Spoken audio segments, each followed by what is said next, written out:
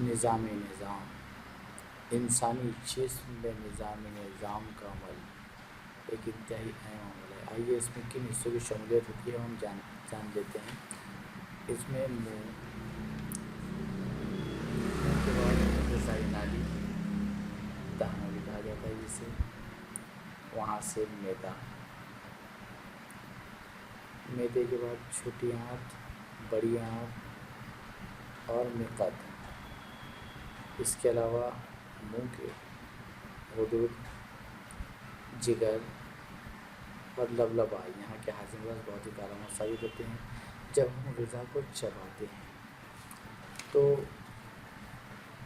मुंह में लुआब दहन के गुदूद होते हैं जो हाजिम रस खारिज करते हैं, लुआब खारिज करते हैं, और ये लुआब दहन हमारी ग़िज़ा से कार्बोहाइड्रेट का तज्ज़िया करता है।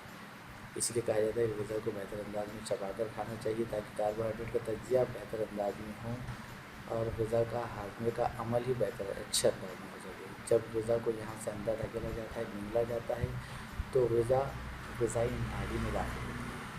ग़िज़ाई नाली की तस्वीर आप देख सकते हैं, यहाँ पर नाम भी नज़र आ रहा है। ये ग़िज़ाई नाली के ज़रिए ग़िज़ा जिस्म के अंदर मैदे में दाखिल होती है। मैदा ये इंसानी जिस्म के लिए इंसानी हाज़मे के लिए बहुत ही असरदार और अहम अमल की जगह है। जब ग़िज़ा मैदे में दाखिल होती है तो मैदे में भी ग़िज़ा का तज्ज़िया होता है और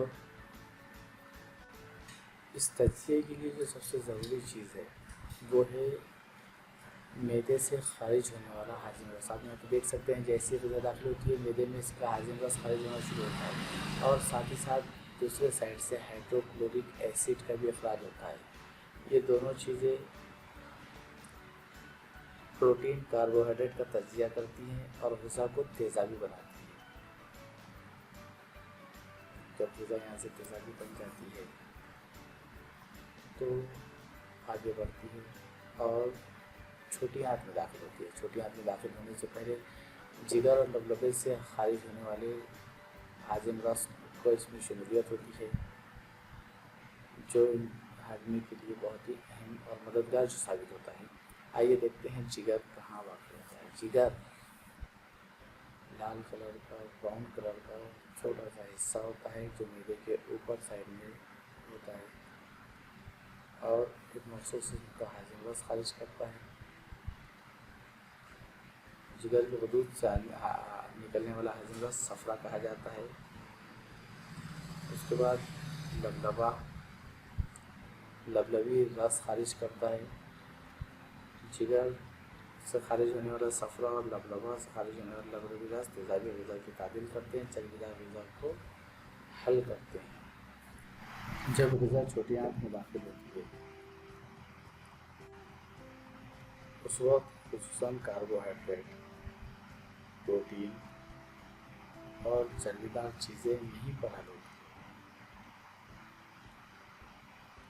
ये पूरा तज्ज़ियाती अमल में तैयार होने वाले जितने भी मादे हासिल होते हैं उन सारे मादों को जज़्ब करने का काम छोटी आंत में ही होता है। छोटी आंत में फिर खून के ज़रात के ज़रिए ये सारे मादे जो हासिल किए जाते हैं हमारे ग़िज़ा से, वो हमारे पूरे जिस्म में शक्ति भेजे जाते हैं।